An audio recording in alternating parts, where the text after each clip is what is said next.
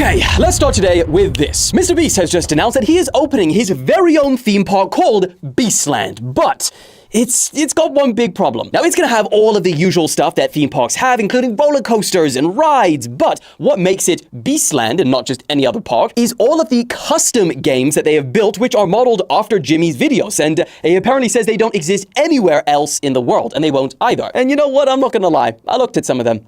They look good. There's one where you have to load balls into real catapults and then land them in these giant 60-foot tubes for points. Another will see 6 people standing on trap doors, and this is kind of like his Amazon show, but a button lights up and each player has to click it, and whoever presses it last gets thrown down into this trap door. And then a bunch more like mazes and this and that. You get the point. Now, MrBeast said that he didn't want this to be like a typical theme park and thought of things from first principle and created games that he would love to play. Oh, and because it's MrBeast, there has to be the world's biggest, the world's first, and it's going to be the world's largest prize wall, which, you know, the one where you have to choose things from, and the world's largest, if that counts for something. All sounds pretty amazing, right? So what's the problem? Well, firstly, credit where credit's due, it's pretty astonishing that a YouTuber now has a big enough brand that he can create a theme park and attract enough visitors to fill it out. That's usually, you know, reserved for the likes of Universal, Disney World. But one major issue that a lot of people seem to be having with this today is where it's being built. Saudi Arabia. Yeah, now this is a much deeper topic than we can dig into today, but it goes back to a question which has been debated for years now. As a public figure or celebrity, is it okay to work with a country whose government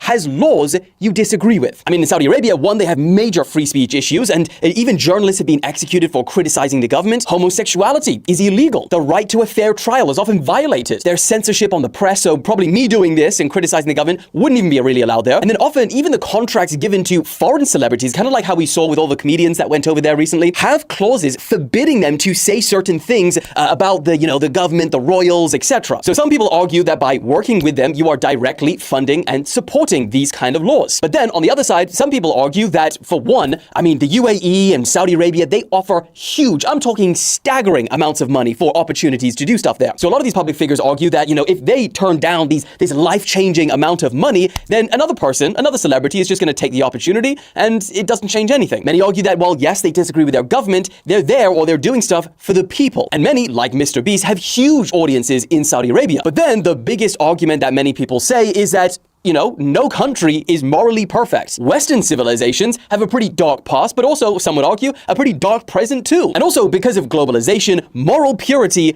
is almost impossible. Even if that celebrity boycotts Saudi Arabia and turns down all this money, well, they're still buying their phones from China. They're still getting their clothes from Bangladesh. They're getting their coffee beans, you know, hand-picked by child labor. So the point is, where do you draw the line? You know, some would argue maybe a theme park in Saudi Arabia, but that's not for us to decide. What do you think? Now, when Jimmy was asked this question himself, why Saudi Arabia, he said, middle of the world, because a majority of my audience is outside of America, and we have a big Middle Eastern fan base. Wanted to give them a chance to participate. Now, obviously, as I said, this is too big of a topic to go into detail, but thinking about it, if you do find this topic interesting, maybe I go to Beastland and we do like the Vegas-style vlogumentary, and we cover this topic in depth. Is it okay? Investigate both sides. Anyway, let me know what you guys think about this topic in general, but also, if you want that as a second vlogumentary, let me know in the comments. Move